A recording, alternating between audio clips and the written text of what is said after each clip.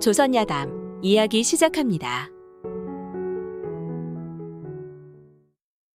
옛날 한 마을에 가진 건 많은 못된 양반 김선달과 그 김선달이 무서워 눈도 제대로 못 쳐다보는 이씨라 불리는 무당 남편이 살고 있었습니다.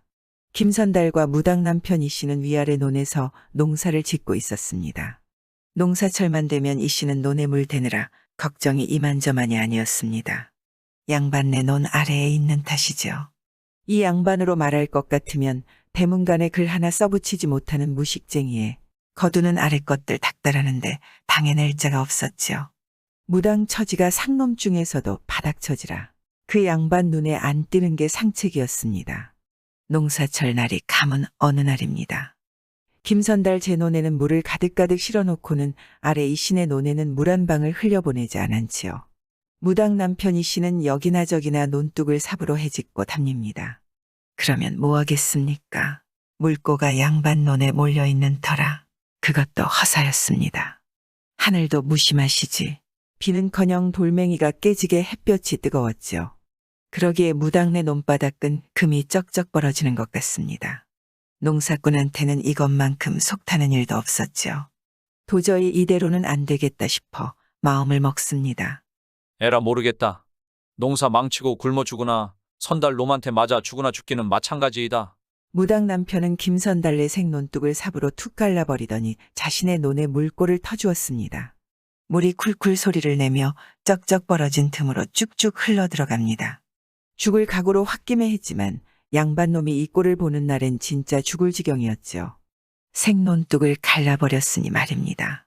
그런데 가만 보니 자신의 논이 워낙 바짝 마른 탓에 앵간히 채우고 논둑을 다져놓으면 감쪽 같다 싶어서 양반이 나타날까 똥 마려운 강아지 마냥 안절부절 망을 봅니다. 그때 마침 김선달이 동네 밖을 나가는 모습을 보고 한시름 놓았죠. 그리고는 잠깐 나무에 기대어 쉰다는 것이 잠이 들고 말았습니다. 한참 후에 눈을 뜨고 나는 죽었다 하고 망연자실합니다. 논의 목만 축일 셈이었으나 자신의 논에 물이 치렁치렁 차고 양반네 논에는 올챙이들이 논바닥에 배때기를 하얗게 뒤집고 할딱거리고 있는 게 아니겠습니까? 죽을 상판으로 집으로 가서 무당 남편은 무당인 부인한테 말합니다. 나는 이제 없는 목숨이요. 그리고는 처참한 표정으로 자초지종을 털어놓습니다. 양반의 몽둥이로 맞아 죽느니 내 손으로 편하게 저 세상으로 가겠다고 말입니다. 자초지종을 다 들은 무당은 남편을 말리며 말합니다. 달걀도 구르다가 서는 뭐가 있다고 살아날 방도 없겠소? 내 좋은 방법이 하나 있으니 내 말대로만 하시오. 지옥에서 살아날 방법이라도 있는 거요. 그 양반 성깔에 내가 어찌 무사하겠소. 염려 마시오. 일이라는 게 꼭 진짜가 아니어도 명색만 그럴듯하게 만들면 되는 것이오. 잔말 말고 내가 하라는 대로만 하시오. 그리고는 남편에게 일러두기 시작합니다. 먼저 당신이 그만 죽었다고 엉엉 울겠습니다. 어서 방으로 들어서고 죽은 사람처럼 입을 뒤집어쓰고 누워 계십시오. 목숨을 부지하겠다 싶어 무당 남편은 아내가 시키는 대로 했죠. 남편이 눕자 무당은 대성통곡을 합니다. 무당인지라 푸닥거리한 솜씨가 있어 남편이 억울하게 죽었다고 통곡하며 동네 사람들 다 몰려들게 했죠. 논에서 물을 좀 빼온 것이 사람 목숨보다 중한 것이란 말입니까? 그게 무슨 죽을 죄라고 죽는단 말입니까? 마침 김선달은 자신의 논에서 물을 빼갔다고 도적놈 잡겠다고 화가 머리끝까지 치솟아 올고 있던 차였습니다. 그런데 무당이 먼저 선수치는 바람에 성깔대로 하지 못해 분통이 터져서는 죽은 사람한테 잘 죽었다 악담을 퍼붓고 돌아갔습니다. 무당은 3일장으로 제대로 장례를 치릅니다. 그리고 상여나가는 날이 되었습니다. 상여꾼들이 관을 내오려는데 관에서 쿵쿵 소리가 울리지 뭡니까? 그러더니 죽은 송장이 발로 관 뚜껑을 차고 나오는 것입니다. 그러면서 하는 말이 한숨 잘 잤다 하하. 상여꾼들은 귀신을 보았다고 고함을 치며 방에서 뛰쳐나갔습니다. 너무 놀라 달아나다 넘어지고 엎어지고 정신을 못 차립니다. 무당은 말합니다. 정신들 차리시오. 귀신이 아니라 세상에 우리 남편이 살아서 깨어났습니다. 상여꾼들이나 동네 사람들이나 긴가민가 겁먹은 상태로 살아난 무당 남편을 보기만 합니다. 그때 무당 남편 이 씨가 말합니다. 내가 저승에 갔는데 염라대왕님께서 혼쭐을 내는 바람에 일이 돌아왔습니다. 하하. 염라대왕이 부르지도 않았는데 왜 왔느냐며 논에서 물 좀 뺀 것이 저승에 올 만한 일이냐고 되려 호통을 치셨다고 천연덕스럽게 거짓말을 늘어놓습니다. 무당은 옳거니 하며 맞장구를 칩니다. 염라대왕님께서 호통까지 치시더란 말이죠. 그러더니 무당 남편은 잠깐 다녀온 저승에서 양친 부모님에다 3년 전 돌아가신 형님까지 만나고 왔다고 말합니다. 게다가 선달님 부모님과 선다님 만화님까지 다 만나고 왔으니 꼭꼭 뵙고 전할 말까지 있다고 모셔오라고 합니다. 여태 김선달 앞에서 고개 한번 못 들던 사람이 이리 말하니 평소와 다르긴 했죠.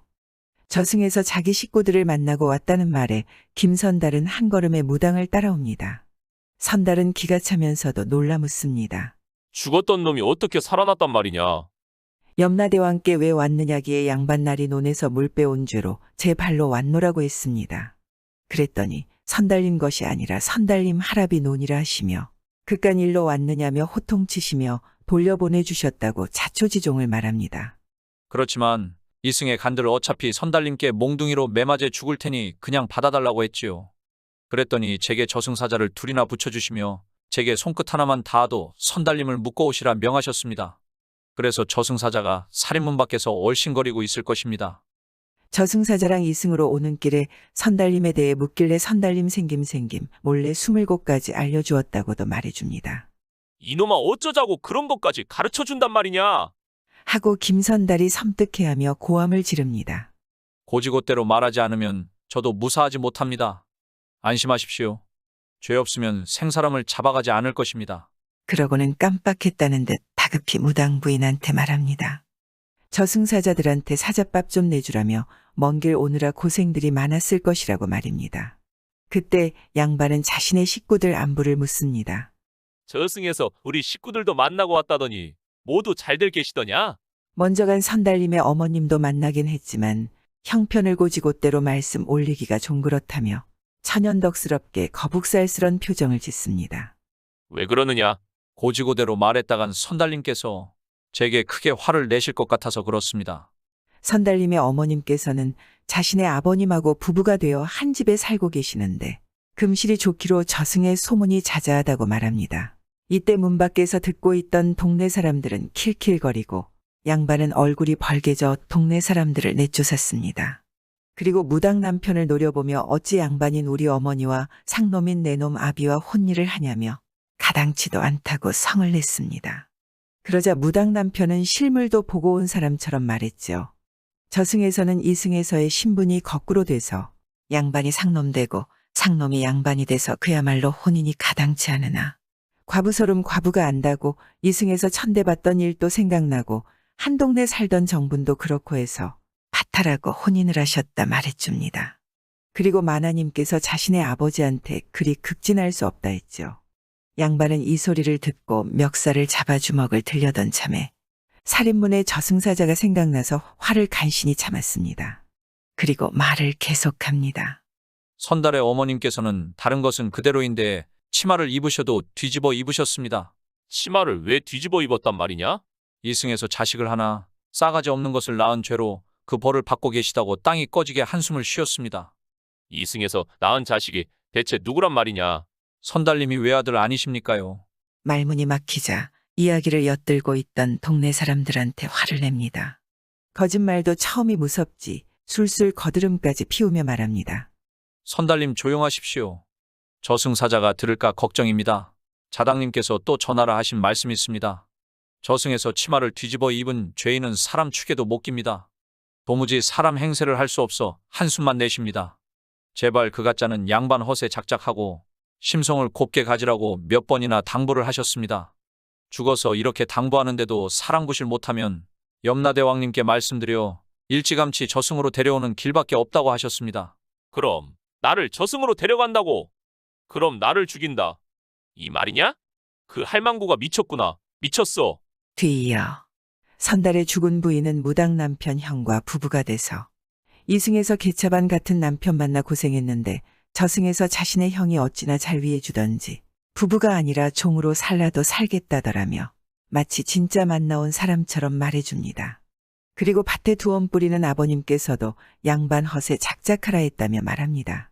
지금이라도 양반 행세를 곱게 하면 저승에서 상놈이 되더라도 구박이 덜하다고 신신당부하며 선달님 친척 양반들에게도 알려 모두 다소곳이 살게 하라고 하셨습니다. 만약 그리하지 않으면 제대로 전하지 않은 저에게도 해코지를 하신다 하셨습니다. 아직도 뉘우침이 없는 양반은 그것은 네 사정이야. 정 그러시다면 저승사자한테 그리 전하라 하겠습니다. 어차피 저승사자들이 우리들이 한 말을 낱낱이 보고할 것입니다. 이쯤 되니 이 씨는 진짜 저승에 다녀온 사람이 돼버렸죠. 거짓말이 이렇게 무서운 것입니다. 그제야 일이 심상치 않다고 여긴 양반은 무당 남편 이 씨에게 속삭입니다. 부모님이 저승에서 사는 형편이며 저승에서 보고 들은 말은 절대 퍼뜨리지 마라. 그리고 낮게 다시 속삭입니다. 대가는 서운치 않게 해주겠다며 무당내 위에 자신의 논 단마지기 중 두마지기를 주겠다 합니다. 무당 남편은 목숨이 왔다 갔다 하는 일에 어찌 논 두마지기와 바꾸려 하냐며 손사래를 칩니다. 김선달한테 맞아 죽느니 못 살겠다고 했던 사람이 지금은 논을 두고 흥정을 하고 있는 게 아니겠습니까? 이 양반도 무식쟁이의 성품은 개차반이지만 계산이 밝고 보통은 아닌지라 무당 남편의 속도 환히 보였죠. 논 두마지기가 성에 안 차는 걸 눈치챈 것입니다. 결국 단마지기 논에 덤으로 황금소 한 마리 얹어 계약서 2장을 쓰기로 합니다. 한 장은 자신이 갖고 한 장은 염라대왕님께 보내어 선달님이 반성했다는 증거로 보내기로 했던 것입니다. 무식쟁이 양반은 한자를 몰라 한글로 씁니다. 옆에서 지켜만 보고 있던 무당은 계약서를 받아들고 하늘 염라대왕님께 빌기 시작했습니다. 듣자 하니 염라대왕님, 선달님께서 이렇게 마음이 크신 줄 몰랐사옵니다. 우리들은 고마우신 마음만 받고 대왕님께 바치나이다. 저승에 계시는 선달님 식구들 보살펴 주시고 선달님도 무병장수하게 굽어 살펴주십시오. 하는 게 아니겠습니까? 게다가 계약서를 촛불에 태워버리기까지 합니다. 무당 남편은 고함을 지르며 계약서가 없으니 논 단마지기가 날아가 버렸다고 악을 씁니다. 그때 무당은 말합니다. 날아간 것이 아니고 하늘에 바친 것입니다. 선달님은 그대로 논에다 농사를 지어서 해마다 염라대왕님께 정성 들여 제사나 한 번씩 잘 지내십시오. 자신의 논을 되찾은 양반은 환하게 웃으며 고맙네 고마워. 이 은혜? 잊지 않겠네. 하고 뒷쫓을까 휘리릭 갔습니다. 화가 난 무당 남편은 악을 쓰며 삿대질합니다. 미친 거요? 논이 5마지기야. 저절로 굴러온 논을 내치다니 미쳤냐 말이야. 미치기는 누가 미쳤다는 거요. 당신이 진짜로 저승에 가기나 했단 말이오. 염라대왕이라도 뵙고 오셨냐 말이오. 뵙던 안 뵌던 논이 5마지란 말이오. 그리고는 무당은 말합니다. 멀쩡한 염라대왕님을 팔아서 논을 단마지기나 사기를 치면 무살할 것 같소? 아이고, 벌써 진짜로 저승사자가 와서 살인문을 넘어다 보는 것 같소. 좀 보시오. 뭐라? 저승사자가? 그제서야 정신이 돌아온 무당 남편은 살인문을 봅니다. 그리고 여기가 이승인지 저승인지 생각해 봅니다. 공으로 얻으려던 논 5마지기를 한낱 물거품이 되었지만 양반을 골탕 먹이고 저승에서나마 양반 상놈이 바뀌는 이야기입니다. 옛날 양반 상놈이 있던 시절엔 천대받던 서름을 이렇게 달래고 살았나 봅니다. 사람 위에 사람 없고 사람 밑에 사람 없는데 말입니다. 구독과 좋아요와 함께 오늘도 좋은 날 되세요.